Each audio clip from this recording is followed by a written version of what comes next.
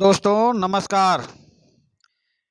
LP सरकारी job channel पर आपका स्वागत और अभिनंदन करता हूं और आपके उज्जवल भविष्य की कामना के साथ इस सेशन का शुरुआत कर रहा हूं। आप इस सेशन को देखें, अच्छे से अच्छे इसमें प्रश्न पड़े हैं और इस चैनल को अपने दोस्तों के बीच शेयर करें ताकि ज़्यादा से ज़्यादा लोग सब्सक्राइब करें और हम भी अच्छे से अच्छे आपके लिए वीडियो डाल सकें। तो चलिए, पहला प्रश्न है, कानून के स्वरूप के बारे में विश्लेषणात्मक दृष्टिकोण के समर्थक कौन हैं? कानून के स्वरूप के बारे में विश्लेषणात्मक दृष्टिकोण के समर्थक आपको बताना है भाई। तो ये हेनरी मेन है या हार्वर्ड स्पेंसर है या ऑस्टिन है या लास्की हैं। कानून के स्वरूप के बारे में विश्लेषणात्मक दृष्टिकोण के समर्थक आपको बताना है। तो भाई ये है ऑस्टिन महोदय। प्रश्न नंबर 1 का ऑप्शन सा सही होगा। चलिए अगले प्रश्न पे आ जाइए। आधुनिक युग में कानून का सबसे प्रमुख स्रोत किसे माना जाता है? आधुनिक युग में कानून का सबसे बड़ा स्रोत किसे माना जाता है? तो ये रूढ़ियों को माना जाता है या धर्म को माना जाता है या विधायन को माना जाता है या औचित्य को? नहीं भाई, आधुनिक युग की बात कर रहा है, आधुनिक युग की बात कर रहा है। रूढ़ियां, धर्म या औचित्य नहीं होगा। आधुनिक युग में कानून का प्रमुख स्रोत माना जाता है विधायन को। प्रश्न नंबर 2 का ऑप्शन सा सही होगा। चलिए अगले प्रश्न पे आइए। ला शब्द की उत्पत्ति किस भाषा से हुई है? ला शब्द की उत्पत्ति किस भाषा से हुई है? प्रश्न नंबर 3 का उत्तर बताने का प्रयास करें। तो ये लैटिन भाषा से हुई है क्या, या अंग्रेजी भाषा से, या फ्रेंच भाषा से, या ट्यूटन भाषा से? तो ला शब्द की उत्पत्ति किस भाषा से हुई है? हम आपको बताते हैं, ट्यूटन शब्द से, ट्यूटन भाषा से ला शब्द की उत्पत्ति ट्यूटन भाषा से हुई है। आपका ऑप्शन प्रश्न नंबर 3 का ऑप्शन दा सही होगा, ट्यूटन भाषा से। जहां कानून नहीं है वहां स्वतंत्रता नहीं है, यह किसने कहा? जहां कानून नहीं है वहां स्वतंत्रता नहीं है, किसने कहा है? टी.एच. ग्रीन ने कहा, या लॉक ने कहा, या हॉब्स ने कहा, या मैकाइवर ने कहा। जहां कानून नहीं है वहां स्वतंत्रता नहीं है, या किसने कहा भाई? उत्तर देने का प्रयास करें। चलिए बताइए। जहां कानून नहीं है वहां स्वतंत्रता नहीं है, तो ये कहा था लॉक महोदय ने। लॉक महोदय ने कहा जहां कानून नहीं वहां स्वतंत्रता नहीं है।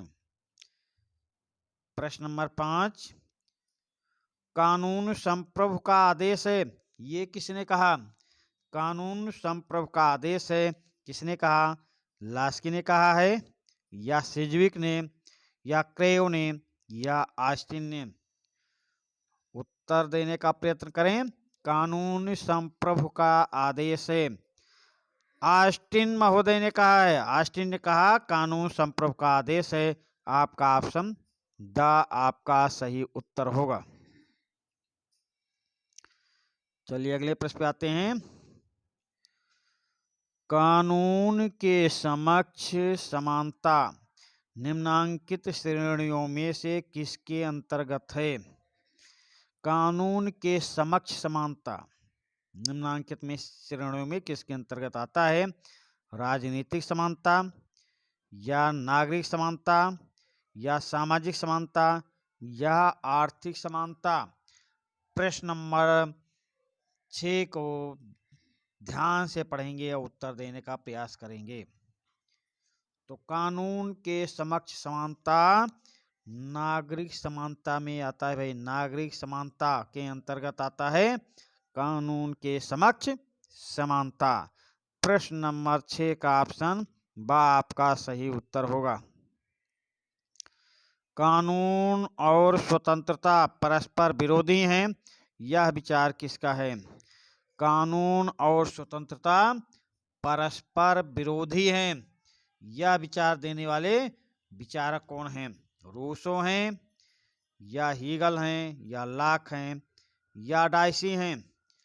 कानून और स्वतंत्रता परस्पर विरोधी है, यह विचार किसका है? प्रश्न नंबर 7 का उत्तर देने का प्रयास करेंगे। तो कानून और स्वतंत्रता परस्पर विरोधी है, ये विचार डाइसी महोदय का है। ऑप्शन दा सही होगा, दा सही होगा। कानून और स्वतंत्रता परस्पर विरोधी हैं, ऑप्शन दा आपका सही उत्तर होगा।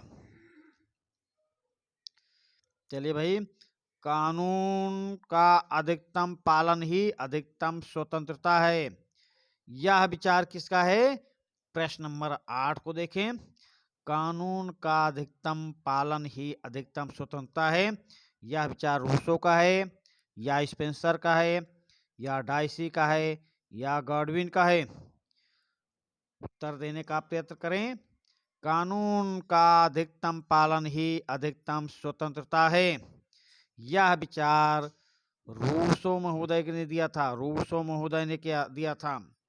रूसो ने कहा कानून का अधिकतम पालन ही अधिकतम स्वतंत्रता है। प्रश्न नंबर 8 का ऑप्शन आ सही होगा। चलिए प्रश्न नंबर 9, प्रश्न नंबर 9 देखें। कौन सा वक्तव्य तर्क संगत है?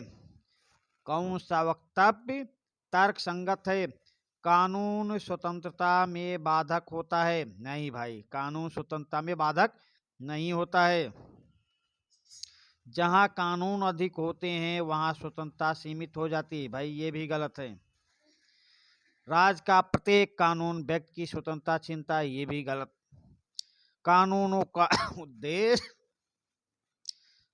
का उद्देश्य स्वतंत्रता को कायम रखना तथा उसकी वृद्धि करना है, यही वक्तव्य तर्कसंगत है। भाई ऑप्शन दा सही है। प्रश्न नंबर 9 का ऑप्शन दा सही है।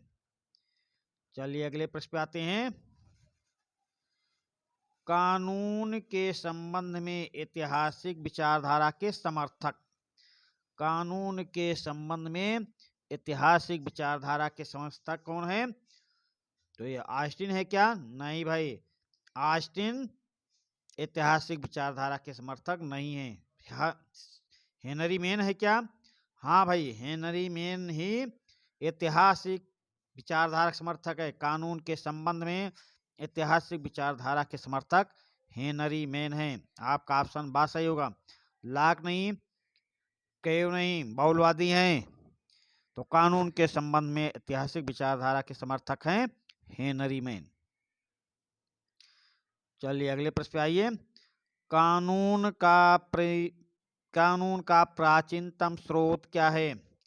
कानून का प्राचीनतम स्रोत न्याय निर्णय है, या विद्यालय है, या प्रथाएं हैं, या धर्म है? आपसे प्राचीनतम स्रोत पूछ रहा है भाई। कानून का प्राचीनतम स्रोत, तो कानून का प्राचीनतम स्रोत भाई पहले जो हमारे समाज में प्रथाएं प्रचलित थीं वही कानून के स्रोत हैं। तो प्रश्न नंबर 11 का ऑप्शन सा सही होगा। प्रथाएं विश्लेषणात्मक विचारधारा से संबंधित नहीं है। विश्लेषणात्मक विचारधारा से संबंधित नहीं है। कौन भाई? भूंदा है भाई, भूंदा तो संबंधित हैं विश्लेषणात्मक विचारधारा से। बेंथम भी संबंधित हैं, ऑस्टिन भी संबंधित हैं। विश्लेषणात्मक विचारधारा से संबंधित कौन नहीं है? Henry main. आपका ऑप्शन 12 नंबर प्रश्न का ऑप्शन द सही होगा, हेनरी मेन। चलिए अगले प्रश्न पे आते हैं। किसने यह सिद्ध करने का प्रयास किया कि आधुनिक कानून का उद्गम और विकास प्राचीन रोमन आदतों, प्रथाओं और संस्थाओं से हुआ है?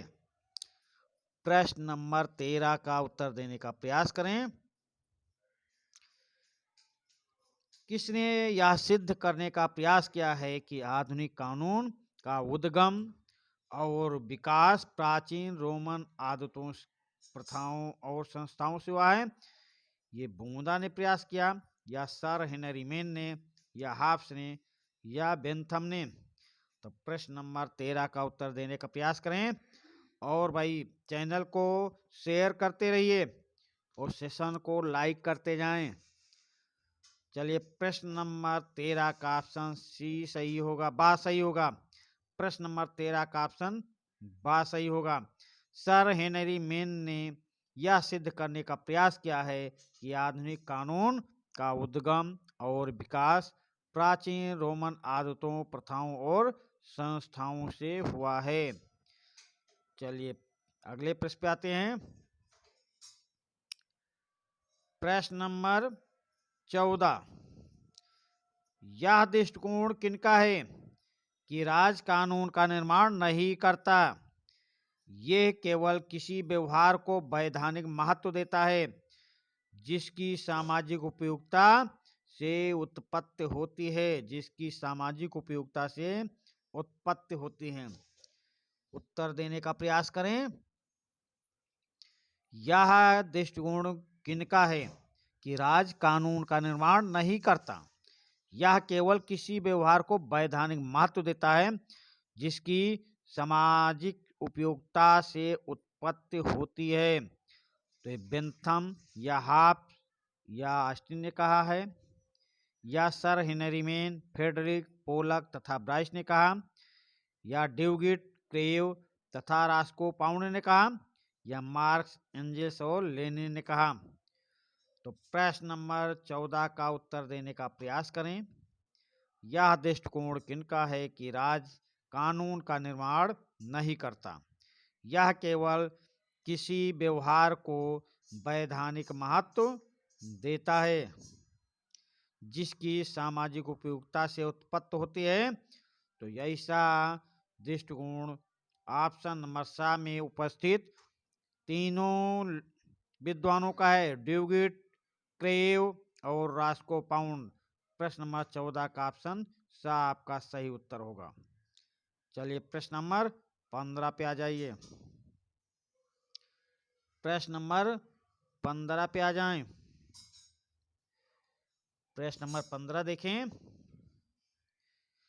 निश्चयात्मक कानून का लक्षण नहीं है। निश्चयात्मक कानून का लक्षण नहीं है। प्रश्न नंबर 15 का उत्तर करने का प्रयास करें। तो मनुष्य की कृति होने के कारण मूर्त होते हैं। लक्षण है राज द्वारा निर्मित होने के कारण अस्पष्ट होते हैं, ये भी सही है, लक्षण है। इन्हें सकारात्मक कानून भी कहा जाता है, ये भी सही है। ये निश्चयात्मक कानून के बारे में पूछा जा रहा, ये नैतिकता एवं प्रथाओं पर आधारित होते हैं, नहीं भाई गलत। निश्चयात्मक कानून का लक्षण नहीं है। आपका ऑप्शन द आपका सही उत्तर होगा। निश्चयात्मक कानून का लक्षण नहीं है, नैतिकता एवं प्रथाओं पर आधारित होते हैं, ये नहीं है भाई।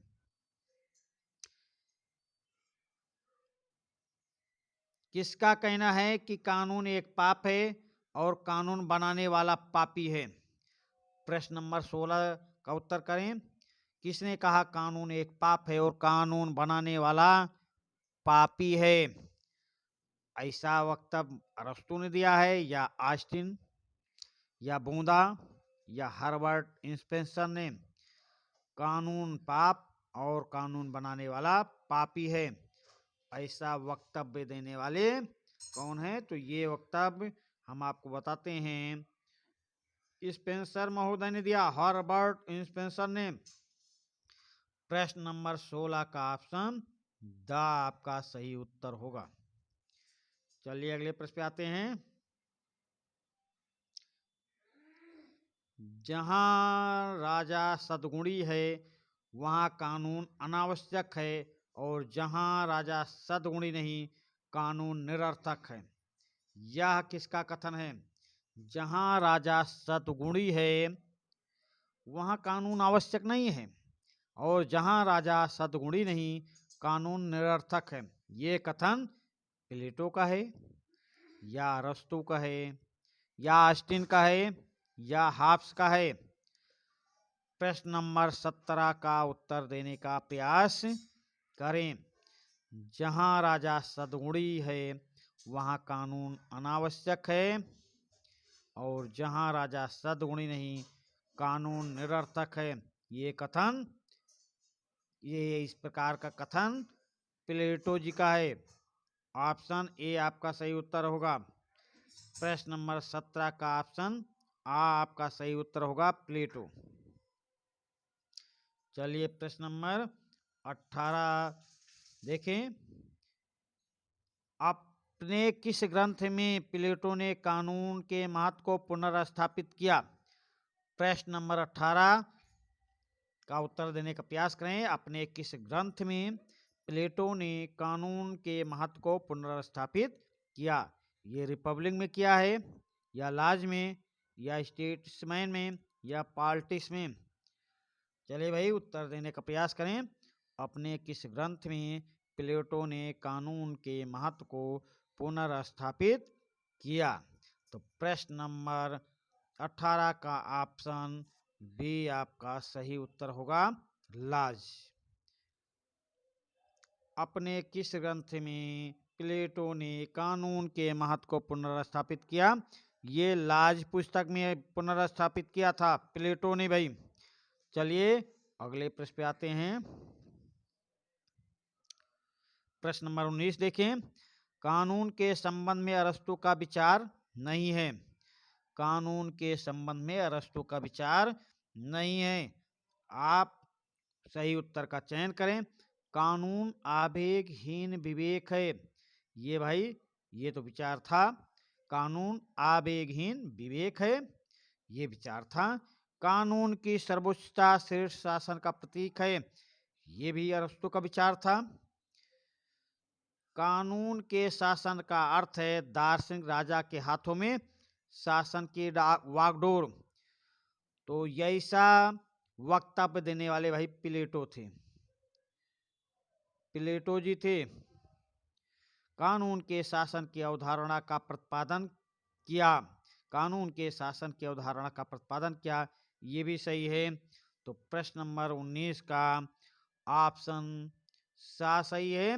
कानून के शासन का अर्थ है दार्शनिक राजा के हाथों में शासन की वागडोर। ये अरस्तु के विचार से संबंधित नहीं है, ये प्लेटो के विचार से संबंधित है। प्लेटो के विचार से ये संबंधित है। प्रश्न नंबर 19 का ऑप्शन सा सही होगा। चलिए प्रश्न नंबर 20 देख लें।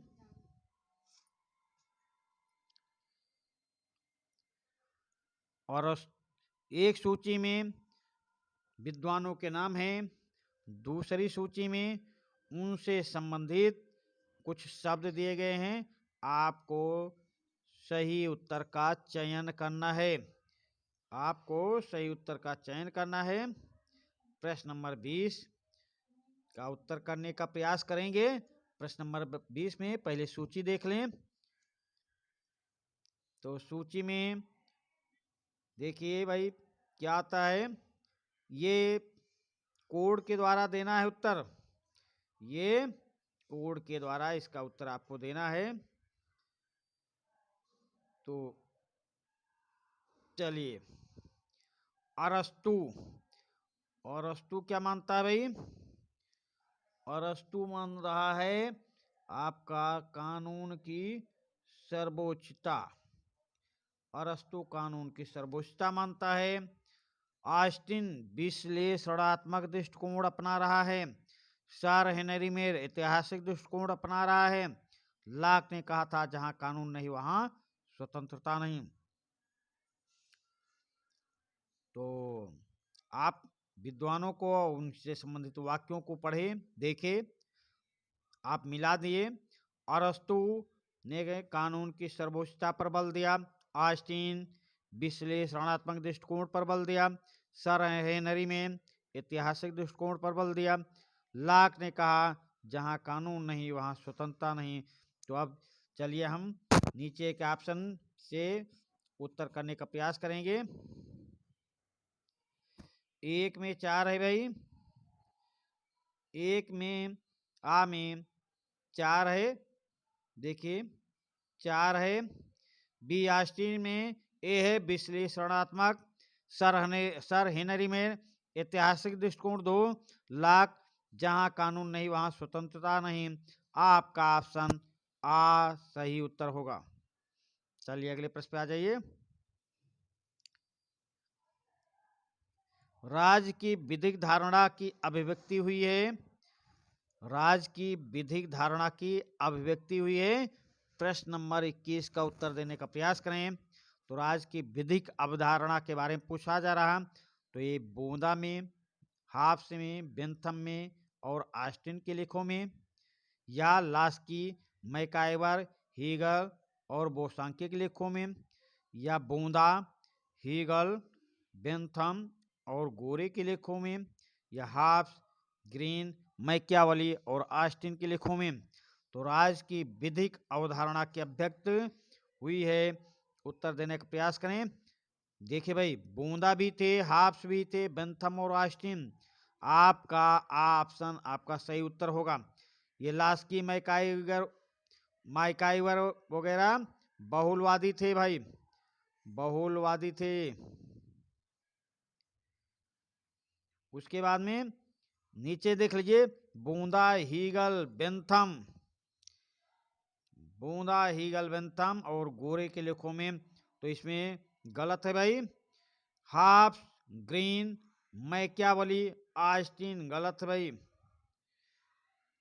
तो आपका ऑप्शन प्रश्न नंबर 21 का ऑप्शन आ सही होगा। चलिए अगले प्रश्न पे आ जाइए।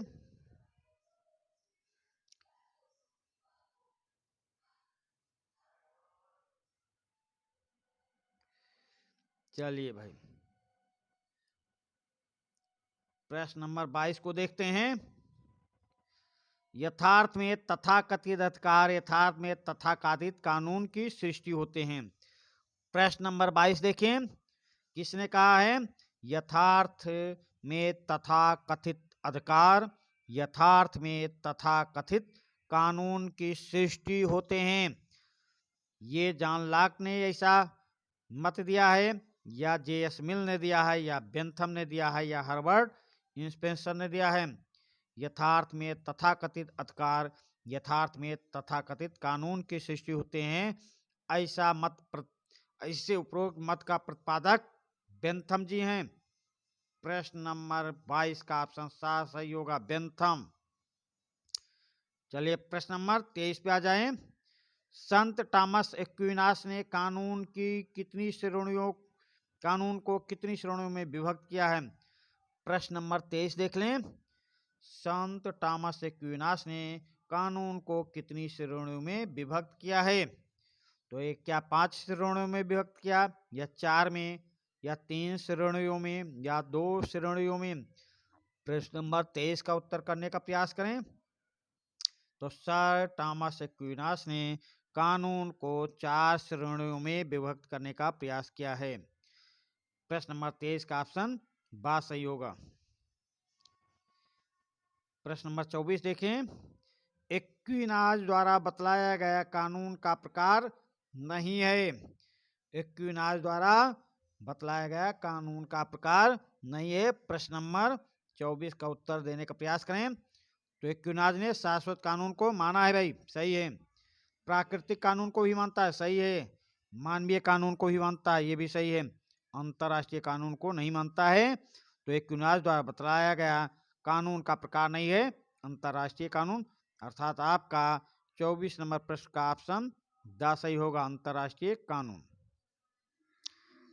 चलिए इस सेशन का लास्ट प्रश्न है भाई, इसको पहले हम प्रश्न देखेंगे, फिर सूची को मिलाएंगे। सूची 1 को सूची 2 से सुमेलित कीजिए तथा सूचियों के नीचे दिए गए कोड का प्रयोग करते हुए सही उत्तर का चयन कीजिए।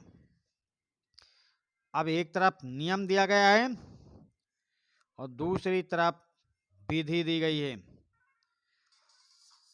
अब आपको इसको आप मिलान करना है। आपको इसका मिलान करना है।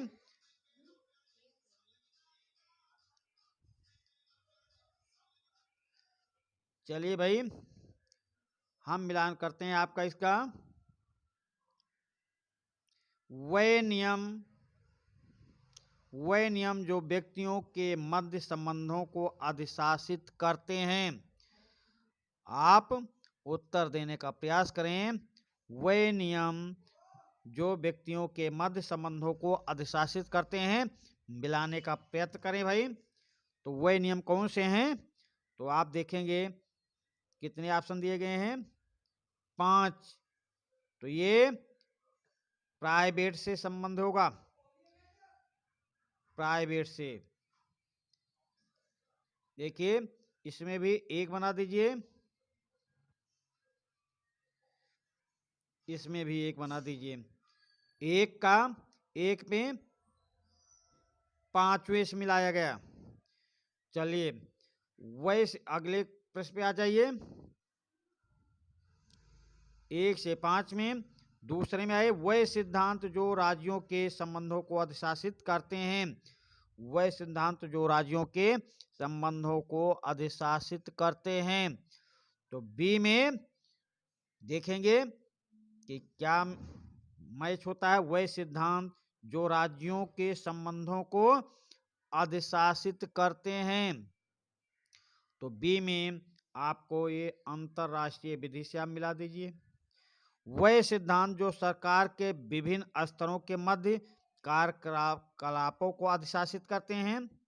वह सिद्धांत जो सरकार के विभिन्न स्तरों के मध्य कार्यकलापों को अधिशासित करते हैं। तो आप सी को 4 से मिला दीजिए। 4 भाई संवैधानिक होगा, संवैधानिक से। और फिर अगला है वह सिद्धांत जो विभिन्न सरकारी उपकरणों और सरकार तथा नागरिकों के मध्य संबंधों को अधिशासित करते हैं।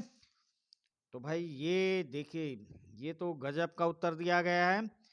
ये स्क्रीन पे आ नहीं पा रहा है, तो हम आपको बताते हैं प्रशासनिक विद।